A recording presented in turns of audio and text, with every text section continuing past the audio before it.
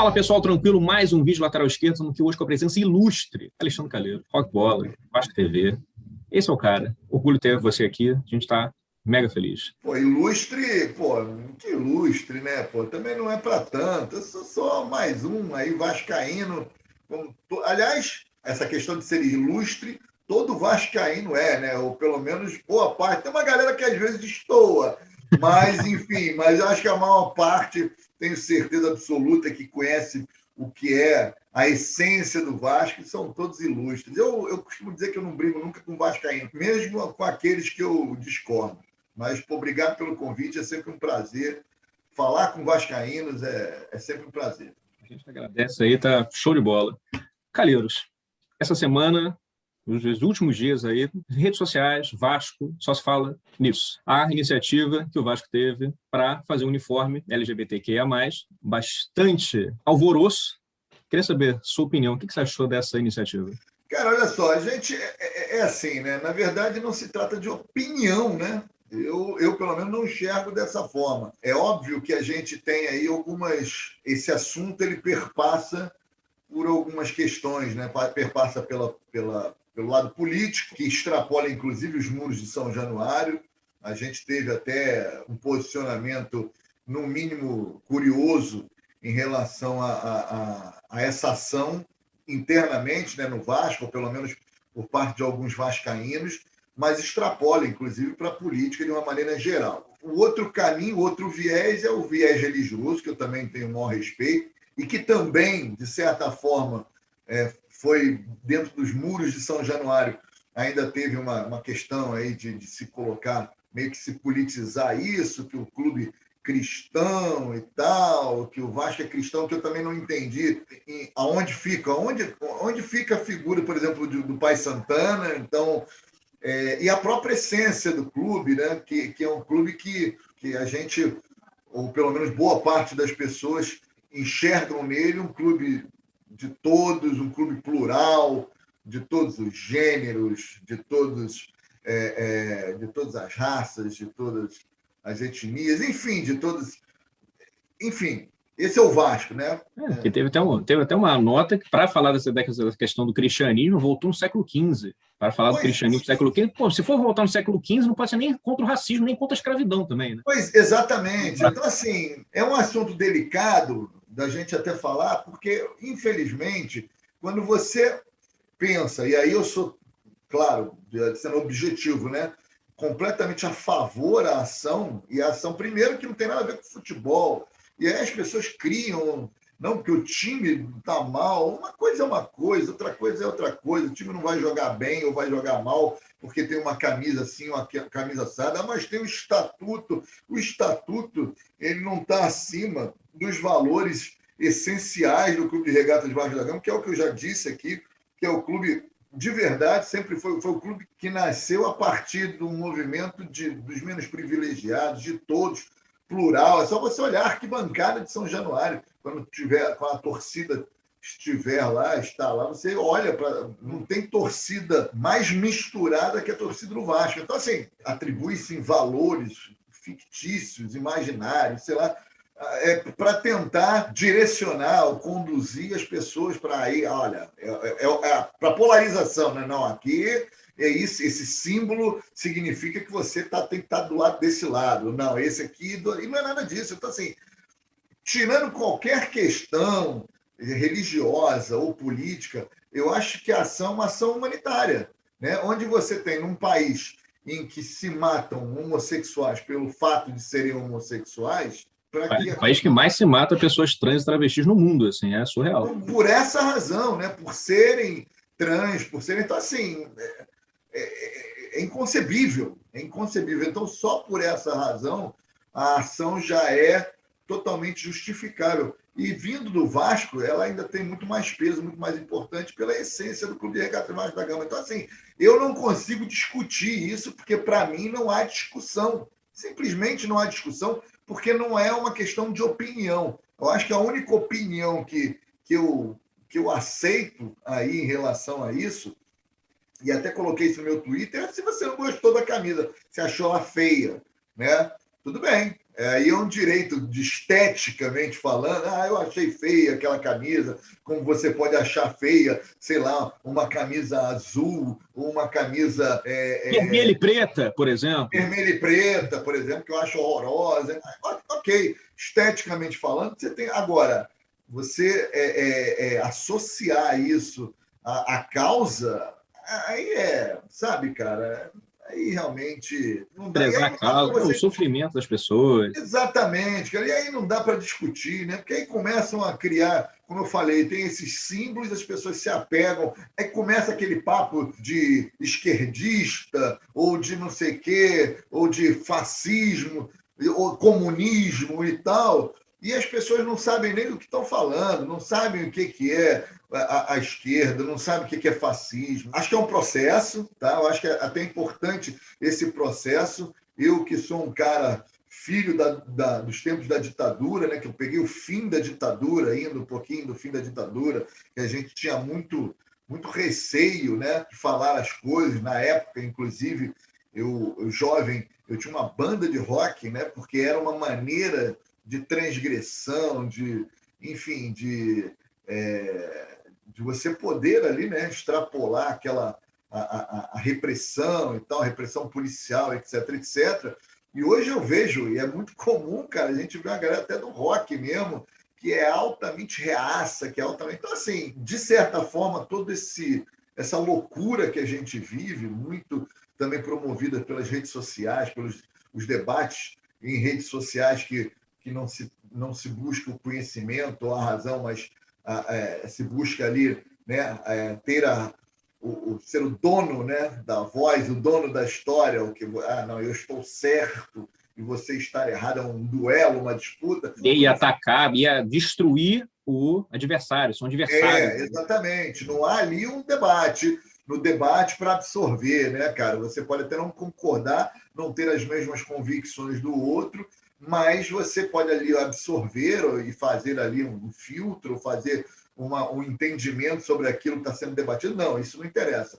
O que importa é aniquilar o outro lado, é aniquilar o teu adversário. Então, assim, de certa forma, eu ainda consigo enxergar um pouco, com bons olhos e com muito boa vontade, pelo menos esse fomento, né, cara? Essa discussão, eu acho que é legal, porque, mal ou bem, e eu me lembro, repetindo, né, eu venho de uma geração onde tinha parte das pessoas tinham ali uma visão política e tal, de como a sociedade era conduzida, e talvez a maior parte, ou pelo menos uma boa parte, era completamente alienada. E hoje, apesar, talvez seja um outro tipo de alienação, mas eu acho que tem um fomento aí que... Fala mais de política, mais de maneira enviesada.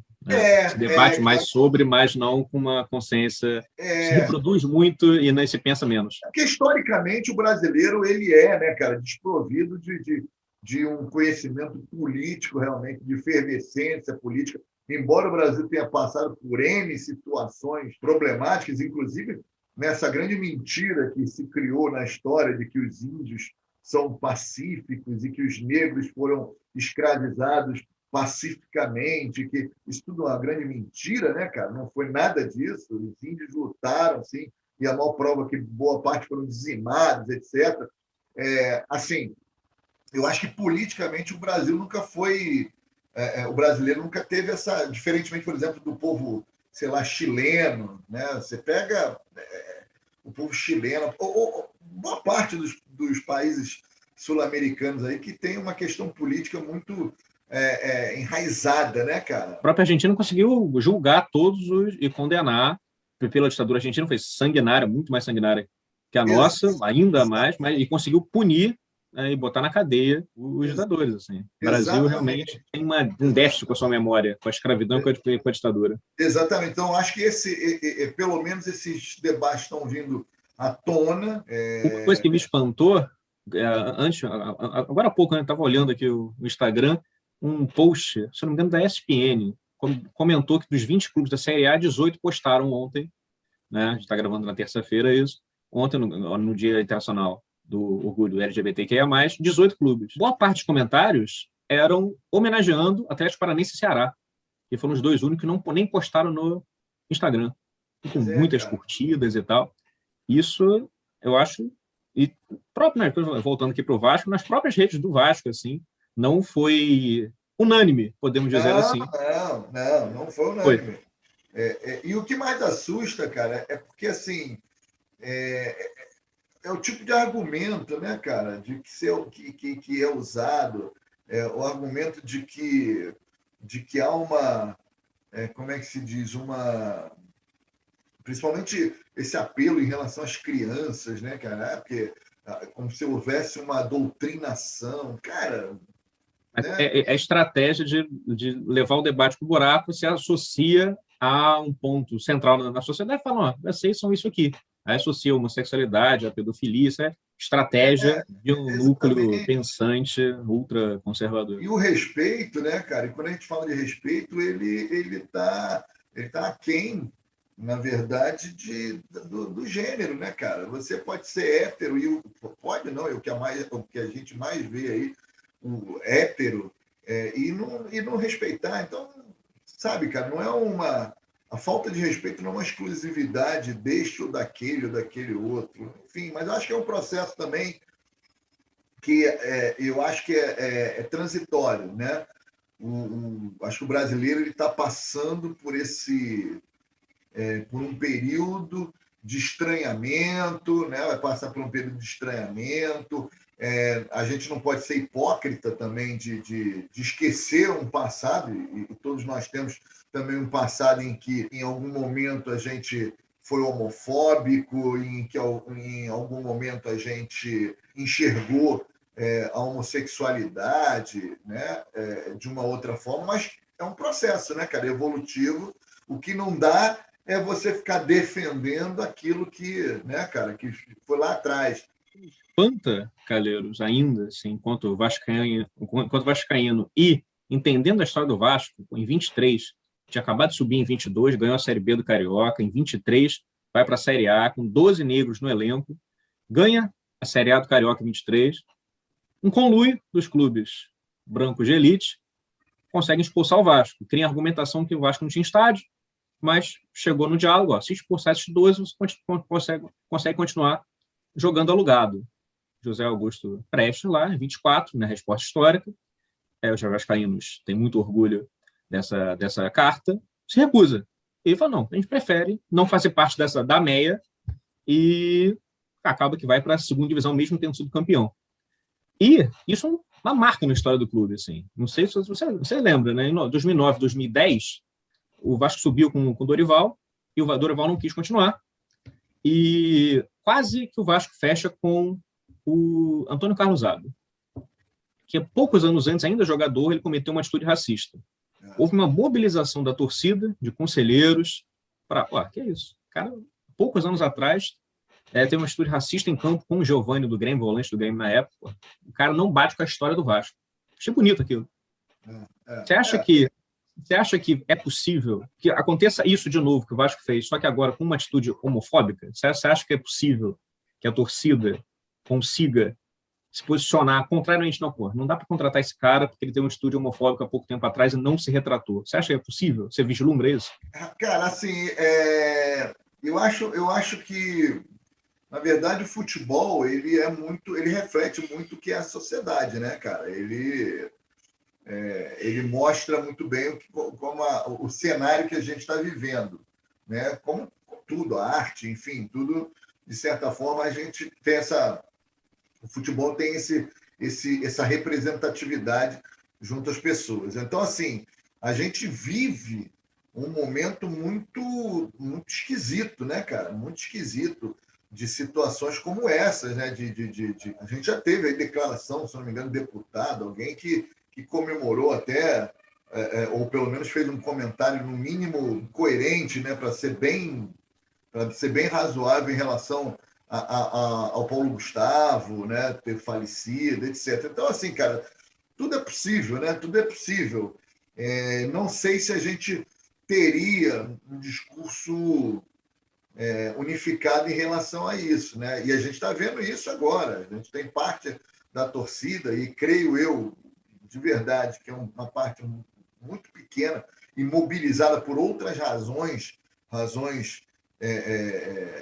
políticas e de poder e tal, mas que são contrárias a essa ação que o Vasco promoveu no último domingo. Então, assim, é difícil de afirmar, mas eu ainda acredito, até pela própria essência do Vasco, né, pelo peso da história, eu acho que um atleta ele não seria contratado. Por isso a gente já teve alguns exemplos, né, cara, na sociedade aí, por exemplo, o goleiro lá que foi acusado e foi comprovado, né, problema lá com agressão à mulher, né, acusado de feminicídio, etc., que não tem mais espaço. Acho que a sociedade não aceita mais esse tipo de comportamento, porque quando você racionaliza o processo, entendeu, cara? Eu penso dessa forma. Por mais que existam os dogmas religiosos e tal, que é onde eu ainda entendo que as pessoas possam se prender e respeito isso, mas quando você vai analisando profundamente e você leva para o lado humano, cara, não faz o menor sentido, né? Você excluir, entendeu, cara? E ainda mais da maneira que está sendo, né? Que as coisas são conduzidas com violência, enfim. Então, eu acho que não cabe mais, não tem mais espaço e tenho convicção de que o Vasco não aceitaria, cara. A torcida do Vasco se indignaria, pularia de verdade, de verdade. Mas é que as pessoas não entendem, né, também, e aí é o que eu falo de se colocar no lugar do outro, de todo o processo pelos quais essas pessoas passaram, né, cara? Eu trabalhei, para você ter uma ideia, antes do Pop Bola, eu fui assessor de imprensa do Hospital Universitário Pedro Ernesto, que é um dos, talvez, 4 ou 5 hospitais no Brasil que fazem a cirurgia de transgenitalização, né? Que as pessoas equivocadamente falam que é a troca de sexo. Não se troca de sexo, né? A pessoa, na verdade, ela é infeliz com a condição, né, que ela tem, e ela faz todo um processo, tem todo um acompanhamento por uma junta médica de vários especialistas para que ela passe por esse procedimento cirúrgico, né? E, cara, é muito impressionante. Eu convivi com situações de desespero, de angústia de pessoas que não se enxergavam, né? Elas não conciliavam a cabeça com o corpo, cara. Então, assim, a ponto, você tem uma ideia, a ponto de se mutilarem. Então, é uma questão muito mais profunda do que simplesmente o cara falar, é um viadinho, né? É um viadinho. Então, assim, e isso, claro, provoca em alguns uma reação, muitas vezes revoltada e tal, e talvez também até agressiva, mas é um processo, cara, enfim, é um processo em que as pessoas, à medida que elas forem sendo incluídas na sociedade, e passarem a não serem olhadas de outra maneira, isso vai esmorecendo. As pessoas Mas caindo, esse entendimento devia ser mais fácil. A inserção você falando, eu fui imaginando, a inserção do negro no início do século passado, poucas décadas pós-escravidão. Chega um clube para jogar só com o pessoal que faz medicina, direito, todos da elite. Foi ali uma batalha que o Vasco conseguiu vencer. E acho que essa batalha precisa. A foto do Cano com a bandeira circulou o mundo. E tem iniciativas do clube, né? Tem o nome social na carteirinha, né? E vamos ver que outras iniciativas, porque não é só o uniforme. Vamos dar essa visibilidade no dia a dia, assim, como que se constrói, como é que se pode se falar, politiza as arquibancadas quando voltarem para os gritos homofóbicos, assim. O choque que temos hoje com um grito racista que as pessoas tá louco e tal, e filma e denuncia, começar talvez se ligar que outras opressões também. Eu acho que é um processo, cara. É um processo que, naturalmente, as pessoas... Que é o que eu estou falando. A partir do momento que as pessoas param para refletir, né? E principalmente quando se colocam no lugar do outro, que a grande questão é essa, né? Se colocar no lugar do outro, né, cara? você se coloca no lugar do outro. A gente fala sobre o racismo e tal, mas, na verdade, a gente não tem lugar de voz mesmo, né? A gente não passou por isso, né? Então, o mínimo que a gente pode fazer é simplesmente entender e aceitar, né? E incluir, é o mínimo, né? E aprender. Exatamente, né? Porque só quem sofre, só quem sofreu é que sabe exatamente o que está passando. Por isso que, no caso dos homossexuais, é a mesma questão, cara, que você tem a sua sexualidade reprimida desde sua infância, desde o nascimento, ou sei lá, desde do momento que você se entende por gente que você tem o seu interesse, seu desejo, você ter isso reprimido, cara, é muito triste. Acho que o Vasco é isso, né? Agora vai ter um documentário também para falar do século passado, está ampliando ali, vai fazer um museu. Eu acho que o Vasco tem no DNA essa vocação para debater e dar força, incentivar essas lutas sociais.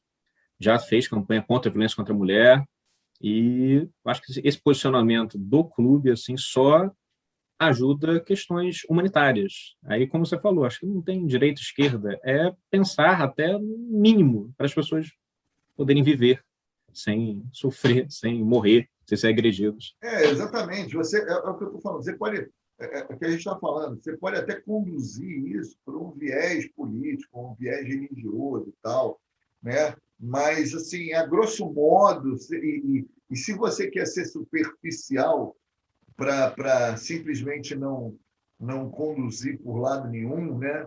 Conduz-se pelo lado humanitário, cara. Né? Repito, a gente vive num país onde se matam trans, homossexuais, pelo simples fato de terem essa orientação. Então, isso é inconcebível, né, cara? Não dá para as pessoas morrerem por isso. Simples assim. É isso. Pessoal, agradeço quem acompanhou aqui. Grande aula aqui com Calheiros. Cara, sensacional. E deixa o like se não deu o like ainda. Aproveita, segue nossas redes sociais, segue também o canal dos Calheiros, vai estar aqui na descrição. Calheiros, palavras finais? Queria agradecer primeiro o convite, agradecer a todo mundo. Já disse inúmeras vezes que não sou o dono da verdade e claro que as pessoas podem discordar e discordar faz parte e debater é bacana porque a gente sempre enxerga outro ponto de vista. Debater, claro, de uma forma em que a gente possa contribuir um para o outro, né? Compartilhar conhecimento, aprendizado é sempre bom. Então, assim, queria agradecer a você aí, agradecer o carinho, agradecer todos os vascaínos e a galera vai lá, se inscreve lá no canal dos Calheiros e no Pop Bola. Pop Bola de segunda a sexta, também meio-dia, a gente está sempre no ar, fazendo muita bagunça, zoando muito, mas é isso. Eu acho que as pessoas precisam ser mais tolerantes e entender que a gente é igual, não tem jeito. Podemos ter as nossas diferenças, se nós aceitarmos e compreendermos as nossas diferenças, não quer dizer que você tenha que ser isso, aquilo, outro. Não, é só entender que somos diferentes e respeitar as nossas diferenças, a gente vai viver num mundo melhor. Galera, abraço para todos. Valeu.